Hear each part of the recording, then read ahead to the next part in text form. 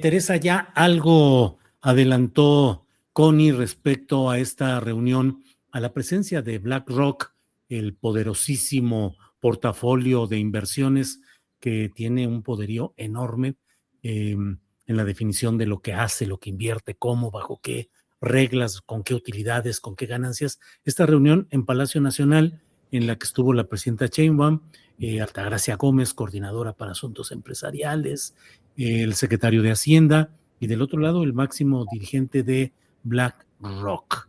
¿Qué implica esto? ¿Qué significa? Son momentos de pragmatismo para decir, bueno, hay que recibir inversiones porque se necesita recuperar el paso de la continuidad del desarrollo económico, o qué restricciones o qué peros se pueden poner a quienes llegan a invertir, por ejemplo, en este caso desde BlackRock, Teresa.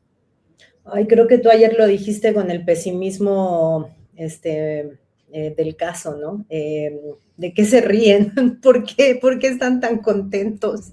Sí. Creo que fue la impresión con la que todos recibimos esa fotografía. Este fondo de inversión que se presenta en sus sitios oficiales como un gestor global de activos, esta reunión de la presidenta y su círculo más cercano en términos como de el espacio todavía de la economía neoliberal que convive armónicamente con el proyecto de transformación de la 4T, esta reunión con Larry Fink, no son buenas noticias, pues para el ánimo incluso de quienes llevamos a la 4T al gobierno con nuestro voto, ¿no? Con BlackRock está todo mal, desde dónde vienen sus fondos, es el drama de la neoliberalización de la economía, lo que hizo posible a un fondo que recibe gran parte de sus activos del dinero, de los ahorros de los trabajadores y las trabajadoras del mundo que ponen en las afores su dinero, y con este dinero estos fondos de inversión hacen un poco lo que quieren, ¿no? Es decir, poner el trabajo de toda una vida al servicio del enriquecimiento de estos grandes fondos de inversión. Eso por la vía de dónde vienen sus recursos, y por la vía de qué hacen con ellos, pues peor, ¿no? Si la renta y la vivienda en general se ha encarecido en la Ciudad de México en los últimos años en un 330%, o sea, una locura, es en términos generales no por el individuo llamado nómada digital, sino por la participación de estos fondos de inversión en la adquisición masiva de bienes inmuebles que agiliza el mercado inmobiliario, ¿no? Favoreciendo la especulación inmobiliaria. Entonces, cuando hablamos de gentrificación, pues cuando nos peleamos y nos enojamos con el gringo que nos encontramos en la Roma o en la Condesa, pues somos como aquellos trabajadores del siglo XIX que se enojaban con la máquina, ¿no? Pensando que ese era el enemigo, cuando no veíamos no se veía que el enemigo era el sistema que hacía de la máquina un factor de explotación. Un poco estamos así, ¿no? En realidad, BlackRock es uno de los grandes culpables de los procesos acelerados de gentrificación, que, por ejemplo, son gran tema hoy en día por el mundial. Y además, no solo en eso de la gestión cotidiana y de los dramas cotidianos de la pérdida de derechos y de la expulsión, por ejemplo, de las personas de sus antiguas sedes habitacionales, sino, por ejemplo, la activa y entusiasta participación de BlackRock en el genocidio en Palestina a través de su participación en importantes empresas armamentistas que directamente son las que suministran armas para el genocidio de Israel en Palestina. Es decir, todo mal. Y entonces lo que uno se pregunta es, pues, si el cálculo es pragmatista y sentido de realidad, lo que uno no entiende es por qué están tan contentos. Sí, así es.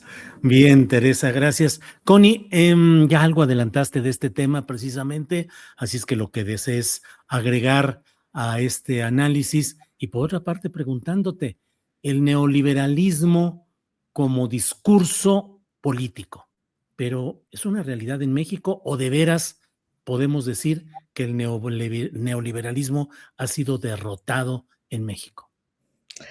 Definitivamente no ha sido derrotado. Y creo que los argumentos están en la mesa, ¿no? Señalo algunas cuestiones. O sea, como mencionaba ahorita Tere, ¿qué es BlackRock? BlackRock es la gestora de activos más grande del mundo maneja, imagínense ustedes, maneja 12 billones de dólares en activos, que es una cifra que supera cualquier PIB de todos los países del mundo, con la única excepción de Estados Unidos y de China. Por otro lado, digamos, este organismo actúa como fiduciario que gestiona inversiones de fondos de pensiones, de gobiernos, de clientes institucionales en acciones en todas las empresas del mundo, y al mismo tiempo eso implica una inmensa influencia económica y corporativa. Entonces, cuando hablamos del neoliberalismo, pues está atravesado de mil maneras. Y si eso lo bajamos a lo que sucede en México en términos de la presencia significativa que tiene BlackRock, y hago un paréntesis aquí de aquella discutidísima historia de la presidenta en Palacio Nacional levantando la copa de la FIFA y atrás con el escudo de la refresquera que ya conocemos. ¿Quién es dueño de esa empresa refresquera? BlackRock.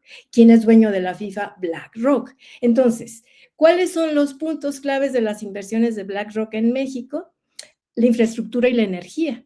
Es decir, el fondo ha invertido directamente en la modernización de la infraestructura energética en México, que incluye plantas de energía eléctrica y exploración petrolera, ojo, pero al mismo tiempo está involucrada en el nearshoring y en los recursos en México. Es decir, BlackRock ha mostrado muchísimo interés en el litio, particularmente en el proyecto de Bacanora Lithium en Sonora, y apuesta por la reubicación de cadenas productivas del nearshoring. Entonces, cuando hablamos del Plan México, está absolutamente involucrado digamos, con el plan, con el proyecto de BlackRock para México.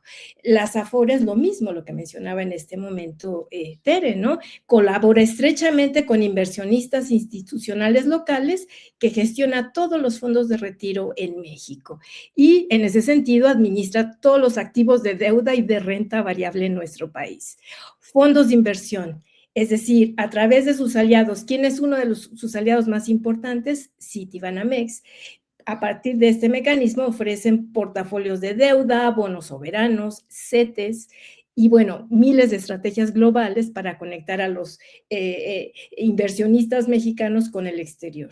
Es decir, lo que tenemos es una firma que colabora desde hace 28 años en México, y desde entonces ha incrementado todo su enfoque de sostenibilidad e infraestructura bajo el pretexto y el contexto del TEMEC. Entonces, ahí se junta como todo el rompecabezas. Cuando decimos, bueno, y el cambio de Roberto Velasco en la secretaría vinculado a Ebrard, la reunión de la presidenta con BlackRock, el fracking, la historia de cómo si López Obrador había dicho que no, ahora ella dice que sí. Pues evidentemente estamos en un momento de reconfiguración geopolítica, ¿sí? Pero también en términos de un reacomodo del capital. Y ahí está jugando un papel muy importante México. Entonces, en efecto, resulta muy importante las negociaciones del TEMEC, pero esperemos, roguemos que no sean en contra radical de nuestra ciudadanía, de nosotros. Pero el neoliberalismo sigue ahí, mi querido Julio, o sea, más fuerte y más vivo que nunca. Gracias, Connie. Ricardo, ¿qué pensar sobre este tipo de hechos como esta fotografía de la reunión del directivo máximo de BlackRock en Palacio Nacional con la presidenta de México y todo lo que implica la historia, los intereses y las acciones de este poderosísimo fondo, que no solo es un fondo de inversión económica, sino de presión política y de modelaje de sociedades a conformidad de lo que plantean los grandes capitales ahí concentrados? ¿Cómo lo vas viendo, Ricardo? Y sobre todo, ¿qué tanto se tiene que actuar con el pragmatismo de decir, bueno, pues esta es la realidad y la situación económica requiere creación de empleos, inversiones, estadísticas, mejores rubros, y al mismo tiempo, pues el hecho de que continúan formas de control político y económico graves en contra de la hipotética soberanía nacional, Ricardo? Es probablemente muy triste lo que voy a decir, pero no nos encontramos en condiciones de exiliarnos económicamente de un sistema que ya opera interconectado. Lo que acaba de mencionar Connie es pilar para tener esta discusión. Estamos hablando de la gestora de activos más grande del mundo y que además no es su primer intento de lograr, digamos, este tipo de acuerdos o tipo de acuerdos relacionados a la gestión energética y de infraestructura. Recordemos que también BlackRock intentó participar en el tramo 5 del Tren Maya, que después se cancela, pero la oferta estaba predispuesta. Si mi memoria no me falla, lo tomó ICA Construcciones, pero volvemos a lo mismo. ¿Qué tan diferente es que lo pueda tomar ICA, ¿no? O cualquier otra empresa cuando hay participaciones en empresas de las bolsas mexicanas a través de ETFs como América Móvil, Grupo Bimbo, Walmart, Cemex, Grupo Financiero Banorte, y en muchos de los casos entre el 1 y el 10% de todas las acciones son gestionadas por esta empresa? Entonces, creo que tu comentario final es la cosa más puntual que podemos decir al respecto. Estamos frente a un suceso económico que no tiene precedentes, es decir, o que tiene precedentes desde hace 25 años como principales socios comerciales de Estados Unidos, y esto implica que juguemos con las reglas comerciales a las que estamos sujetos y sujetas. Entonces, partiendo de esta idea, me parece primordial analizar desde una perspectiva de derechos humanos. ¿A qué me refiero? A que yo lo que esperarías, a sabiendas que no se puede expulsar a la Reflin de Palacio Nacional, que por lo menos tuviéramos diálogos sobre los principios rectores de empresas y derechos humanos para evitar violaciones a los derechos humanos por las empresas que son financiadas por estos gestores de fondo. Te voy a poner un ejemplo, querido Julio. BlackRock, esta gestora de fondos, también es, digamos, de alguna manera propietaria a través de estos ETFs, de los index funds y de otros sistemas de inversión de dos de las grandes empresas privadas que gestionan los centros penitenciarios en Estados Unidos, CoreCivic y The Geo Group. The Geo Group es también una de las principales financiadoras de la campaña de Donald Trump en Estados Unidos, prisiones en donde hasta donde se sabe, porque tampoco es que sea una numeralia, digamos, muy pública, pero la NPR replica que hay un aumento de muertes por sobredosis de estupefacientes dentro de los centros penitenciarios de hasta un 600%, querido Julio. Quiere decir que, de alguna manera, tendremos que aplicar estos principios rectores de empresas y derechos humanos para que no se esté, digamos, gestionando la entrada de drogas a los centros penitenciarios en Estados Unidos, y tendríamos que estar dialogando sobre qué van a hacer ustedes para atender el problema de las drogas en Estados Unidos antes de poder generar los conductos accionarios eficientes para poder entrar a este macrosistema de mercado, querido Julio. Bien, Ricardo, nos quedan todavía algunos temas que nos van a consumir tiempo y estamos ya en el tercer tercio de nuestra mesa. Así es que a lo mejor puedo hacer preguntas rápidas y respuestas un poco más rapiditas en este tema, aunque los temas nos llevarían mucho tiempo. Teresa, dice Ricardo, no nos exiliemos del esquema económico mundial dominante. Espero no malinterpretar, Ricardo, espero no estar... ¿Qué opinas de ello, Teresa? Y otro tema, empresarios o capitales mexicanos relativamente buenos, empresarios, capitales extranjeros totalmente malos, es decir, podemos optar entre empresariado nacionalista mexicano y empresariado extranjero rapaz, Teresa. Creo que ahí la reflexión que es pertinente traer en cuenta es que hay que saber habitar en el terreno de lo posible, pero con siempre la conciencia de que sería un error ético confundirlo con lo deseable, ¿no? Entonces, que incluso para saber que hemos avanzado, en qué dirección, pues tendríamos más o menos que saber hacia dónde vamos, ¿no? Entonces, ¿cómo podemos festejar los éxitos de la 4T si no sabemos el derrotero deseable al que se supone la 4T nos ha acercado un poco, ¿no? Entonces, creo que en todo este tipo de reflexiones en los que tenemos que poner en juego un tema de principios, en algunos temas cruciales, con un tema de sentido de realidad en el panorama y el contexto actual internacional y nacional, pues creo que es importante saber habitar habitar en el terreno de lo posible, pero sin renunciar a la obligación ético-política que tenemos de seguir pensando en términos de lo deseable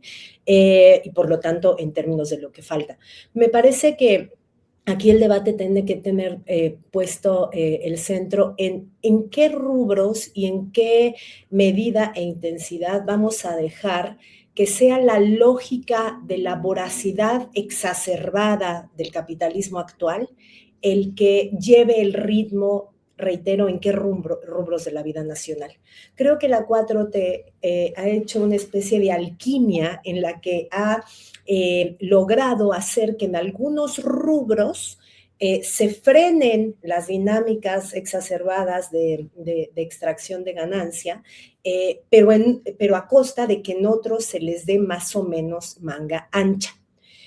Por ejemplo, la centralidad que procesos de gentrificación urbana tiene para el desarrollo de nuestros núcleos urbanos más importantes nos da muestra de eso. Parece ser que es un costo que se tiene que pagar para poder en otros rubros, más tal vez enfocados a sectores populares, poder poner otras dinámicas en juego. Entonces, me parece que esa es como la muy complicada alquimia de un gobierno progresista que no rompe el pacto del capital porque probablemente considera que no está en una correlación de fuerzas suficiente para hacerlo en un escenario más de socializar algunos medios de producción, de expropiar alguna cosita por aquí o por allá y de ponerle mucho más freno a la intervención de la lógica de la ganancia. Pero lo que sí es cierto es que el BlackRock es lo peor de lo peor. Es decir, no hay voracidad más exacerbada que la encarnada por esos fondos de inversión que con el dinero de nuestros ancianos financian la muerte de los niños en Palestina. No hay peor maldad, digamos, ¿no? Entonces, me parece que es un terreno, reitero, muy complicado, de manejos muy precarios, pero que nos permite saber y testimoniar pues la gran contradicción y tensión en la que habitan los proyectos gobernantes progresistas como el de la 4T, pero no solo, es la misma contradicción en la que habita Cuba, Lula, frente también China, ¿no? Es la misma contradicción en la que habita Colombia, es la contradicción en la que habita cualquier gobierno que quiera poner algún freno a la lógica exacerbada de la extracción de ganancia. Gracias, Teresa. Connie, ¿qué tanto es preferible optar por empresarios mexicanos y si es que en ellos podemos anidar la esperanza de menos voracidad y menos daño al interés popular nacional? ¿Y qué tanto fondos extranjeros potencian esa rapacidad? ¿Podemos distinguir entre por nacionalidades o finalmente el gran capital lo que busca es lo mismo, Connie? Yo diría que en realidad no hay distinción. ¿Y a qué me quiero referir con esto? Cuando pensamos en Slim, digamos, invierte en la bolsa de valores y ese dinero que entra ahí circula por la misma vía. Es decir, no importa que sea Salinas Pliego, Slim, o sea, todo circula por la misma vía, está transminado por la misma lógica, digamos, del capitalismo. Pero yo diría que donde está la oportunidad, y tal vez puede sonar pragmático lo que voy a decir, es justamente en esos espacios que se abren en términos de la disputa y de la competitividad que exigen otras empresas. Y voy a pensar en el TEMEC, ¿no? ¿Por qué empieza a subir el salario mínimo en México? ¿Es simplemente porque López Obrador llegó y dijo, ya voy a subir el salario mínimo? No. Tiene que ver con una presión que ya existía previamente, que era una de las exigencias de gobiernos anteriores, del mismo Trump, de su primer periodo, en términos de que México pues financiaba trabajadores muy mal pagados y entonces no eran competitivos en términos de las empresas automotrices de Canadá y de Estados Unidos. Entonces los obligaron a empezar a subir, a incrementar el salario de los trabajadores. Esto es un aporte pragmático, pero del que se beneficia, digamos, los trabajadores en nuestro país. Entonces, esos son los pequeños espacios que puede aprovechar el progresismo en este momento, mientras no tenga la capacidad, la fuerza para intervenir de otra manera. Y tampoco hay que exigirle demasiado en términos de que es un contexto terriblemente complicado en el que nosotros jugamos un papel mínimo, ¿no? Finalmente somos espacio de expoliación, ¿no?, de recursos naturales, fuerza de trabajo precarizada. O sea, en todo caso, como decía hace un momento Ricardo, lo que habría que hacer es recuperar esta parte de la defensa de los derechos humanos y entonces, digamos, frente a eso, negociar, porque todo lo otro ya estamos totalmente trasminados. Si pensamos en la inversión, está trasminada por BlackRock. Si pensamos en la infraestructura, está trasminada por BlackRock. Entonces, ¿qué podemos sacar de eso? Pues bueno, ganancias hay, aunque sean mínimas, en beneficio de nuestros trabajadores, de nuestros derechos humanos y de nuestra dignidad como pueblo. Gracias, Connie.